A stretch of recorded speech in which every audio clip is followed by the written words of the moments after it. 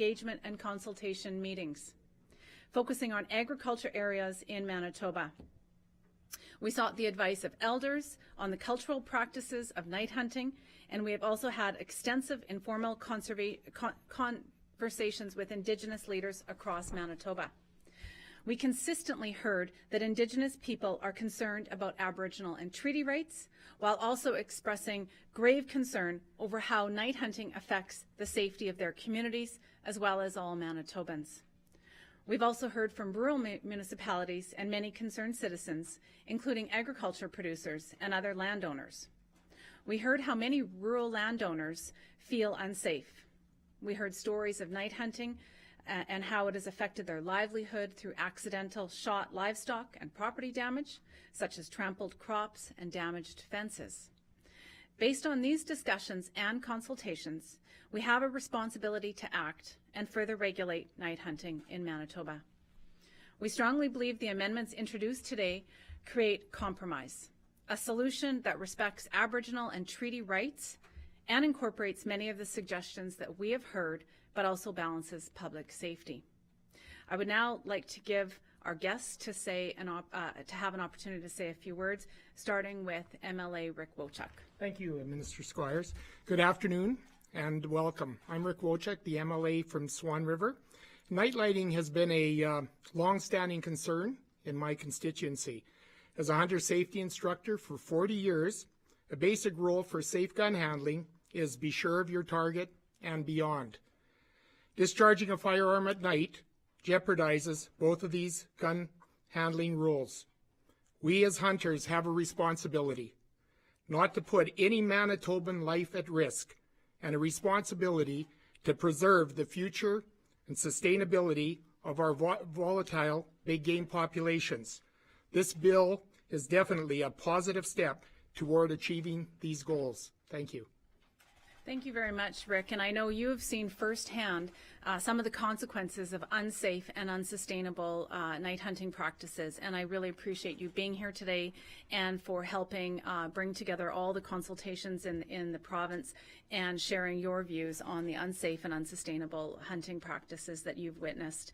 Now I would like to have our Chief Conservation Officer, Chief Harrigan, to say a few words. Thank you, Minister. As Rick pointed out, shooting a firearm at night is inherently dangerous. It is dangerous at most times unless fundamental safety principles are followed. One of those principles is you have to know what your target is and what is on the other side of it. That can't happen at night. It's just not possible. The complaints and the concerns from landowners and people living in rural areas that we've tried to address, I hope and I see that this bill will go a long way in enabling our conservation officers to better deal with night hunting and help to curtail that type of activity. I feel that our officers are prepared and they are ready to take this on, and I just want to acknowledge and thank everyone involved in the development of this bill. Thank you. Thank you, Chief Harrigan, and I want to express on behalf of the Manitoba government my gratitude for the work that you and all the conservation officers do at protecting animals, livestock, property, and lives throughout Manitoba, and for the hard work that you guys do each and every single day. So on behalf of the Manitoba government, I thank you and your officers. Thank you. Now I would invite Brian Kotick, the Managing Director of the Manitoba Wildlife Federation, to share a few thoughts on this bill. Thank you, Minister Squires. The Manitoba Wildlife Federation is really pleased to see the government of Manitoba take these positive steps towards addressing both the safety issues as well as the wildlife sustainability issues surrounding hunting at night, as well as creating a new and collaborative approach to managing wildlife here in Manitoba, the so-called concept of shared management. Our organization represents 14,000 hunters, anglers, and outdoor enthusiasts in the province of Manitoba. We're also the organization that's responsible for managing the provincial hunter safety program. Every licensed hunter is required to take the hunter education course, and a key component of that training includes the safe handling of firearms as well as safe hunting practices. This new legislation reinforces the importance of safe hunting practices. The legislation also has the added benefit of improving the sustainability of our wildlife populations here in the province, as well as reducing property damage and other economic losses incurred by rural property owners and agricultural producers. We'd like to take the opportunity to thank all those other organizations that help support the development of this legislation, including the Association of Manitoba Municipalities, individual municipalities throughout the province, Keystone Agricultural Producers, Manitoba Beef Producers, Manitoba Conservation Officers Association, our own affiliate wildlife associations, and many concerned hunters and the general public here in the province. We think that the province of Manitoba has struck an appropriate balance with this legislation. You know, a similar balancing act was achieved in Saskatchewan 20 years ago, back in 1998, with the introduction of their own legislation on spotlighting. It was legislation that was supported not only by their own licensed hunting community in the province, but also by the Saskatchewan Federation of Sovereign Indigenous Nations and Métis Nation Saskatchewan. As a result of their legislation, they've witnessed a dramatic improvement in their wildlife resources. Our organization looks forward to continuing to work with all peoples of Manitoba to promote safe hunting practices and ensuring the sustainability of our wildlife. Thank you. Thank you very much for being here and for sharing your thoughts on this legislation. And do we have a video that we were going to play? Yes. A very short video. I don't know how that's going to work.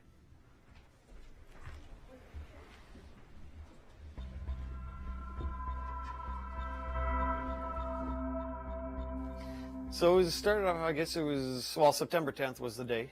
And I was up in the Yukon and I called home as I was working up there. And then I got a call, or called home to do a check. And here my wife Sharon was telling me about an incident that happened over at the in-laws where they heard this bang, and next morning noticed, or next afternoon noticed the hole in the window.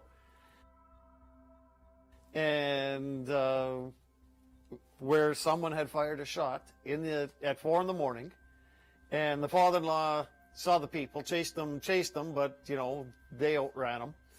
And from there, the RCMP came in, got the bullet, and how it was amazing because it had came directly right through the window, just 2 feet above the mother-in-law's head, and passed right through the window, right through, well, a window, a blind, and then threw some stuff into the closet and right into the closet wall.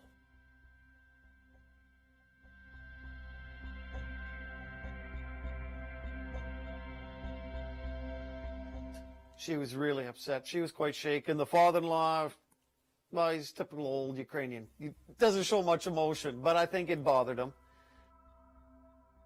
Who it really bothered was my wife's brothers. Both guys, just, it really bothered them. I think there was, you know, a lot of anger, frustration, are, you know, the two main things. Like, anger that what's going on, because there's so much. There isn't a person in the area that's not affected by night hunting right now. And if it doesn't, be it right from cut fences, gates left open, tracks, you know, we've got alfalfa fields where the alfalfa is dead from the people traveling across the fields continually, you know, going steady. And it's ridiculous. And there's, in the last couple of years, it's getting worse and worse.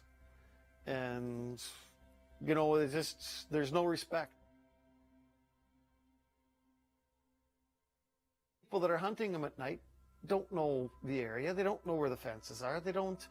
We've had neighbors that they said it was interesting a while back where nightlighters came, cut the fence, drove across the quarter section to cut the fence again. They says, obviously we're lost because the gate was only 100 yards down the road. You know, you'll get up in the nighttime sometimes just to get up and you look out the window and you'll see headlights traveling. Well, where is someone, who's going to be traveling at 3, 4 in the morning? You know, like the shot that come through the in-law's house was 4 in the morning. there's nothing to shoot at, or there shouldn't be anything that you're shooting at 4 in the morning, you know, and you're shooting at that time, you don't know what's out there. Are the cows laying on the field? Are obviously, is there a house in the back?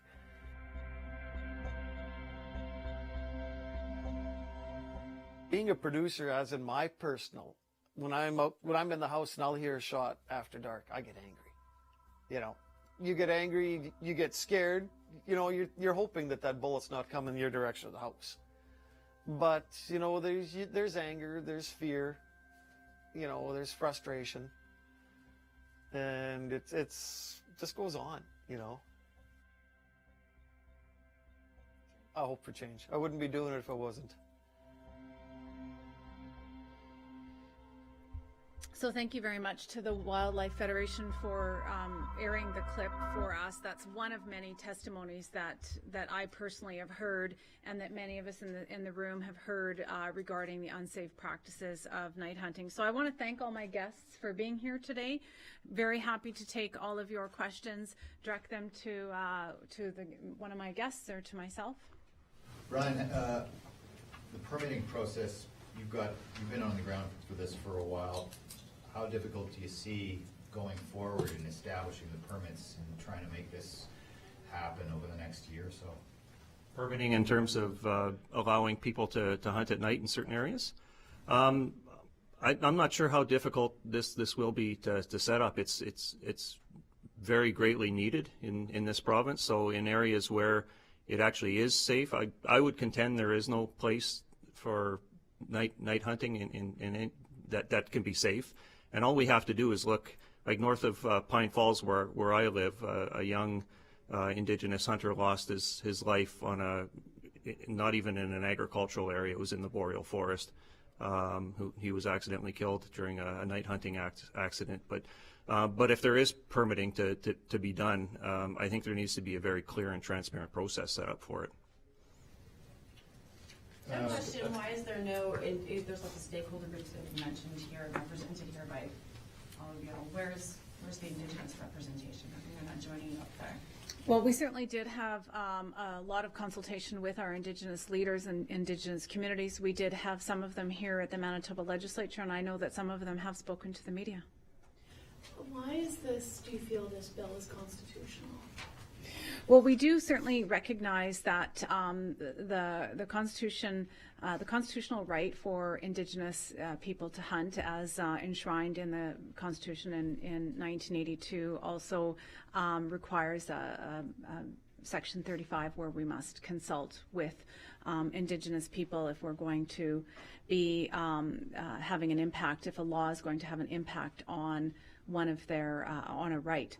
There's never been any dispute that hunting and night hunting in certain cases is a constitutional right for Indigenous hunters, but public safety also is certainly factored into that, and we do believe that this bill strikes a balance. We've done a lot of consultation with our Indigenous leaders and Indigenous communities, starting with an elders gathering a few years back, and we've held many sessions throughout the province to hear from them on how they'd like to work collaboratively with us. And we respect their constitutional right, but we are also striving to achieve balance for public safety. I'm not clear how this bill will actually affect incidents of night hunting unless you pour a lot of money into enforcement. You do have a $3,000 minimum fine, but what else will make a difference apart from added resources to enforcement? Well, this bill also clearly defines what is night hunting, and ultimately, if you are in the forest or the field at night with a gun and ammunition and a spotlight, you are, by definition, in fact, night hunting. And so it will provide enforcement the greater tools to go after anybody who is indeed in the forest or field at night with a gun and ammunition and lights. before the definition of night hunting wasn't as clearly outlined in legislation. What, it seems that there's a lot of heavy lifting to be done if you want to get this bill in effect by fall. Why the tight timeline? Seems that there's a lot to be worked out with various stakeholders before then. This is How can you consult properly and do all of that? This is enabling legislation, and we do not think that this is the end of the road on consultation by any stretch. This is the beginning of a new era with working with my department and Indigenous communities in terms of ending unsafe hunting practices and moving into a new era of sustainable hunting practices.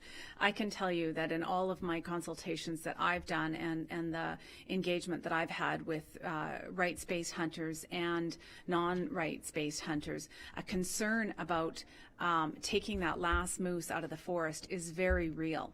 And as we're all moving forward to that day in which that last moose or that last caribou is taken out of the forest, there's been a greater recognition for collaboration.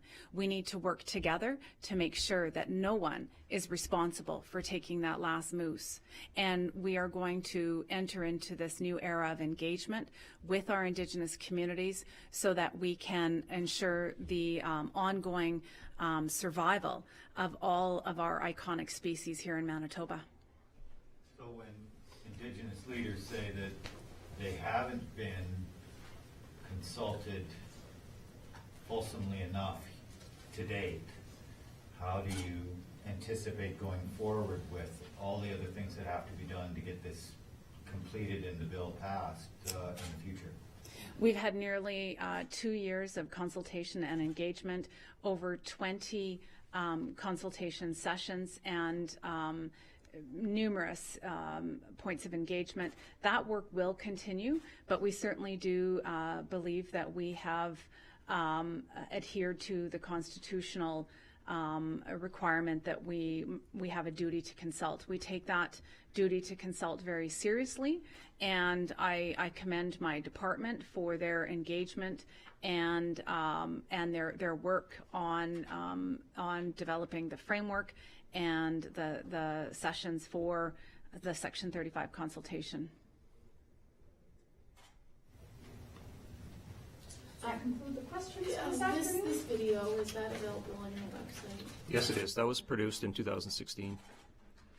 I have a question. If you don't think that there is any place that's safe for night hunting, and you're saying that up here, you know, how do you think these conversations to find Crown land that is suitable are going to go?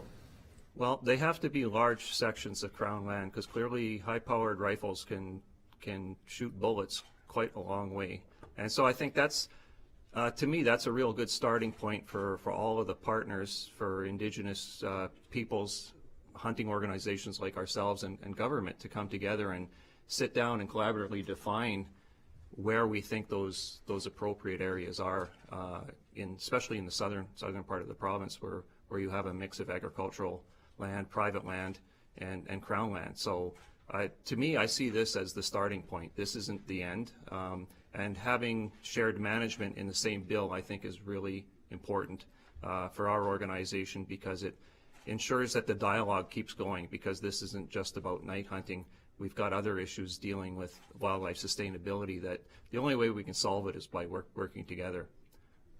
And so if people get a permit, what we heard earlier, you can still get a permit to spot.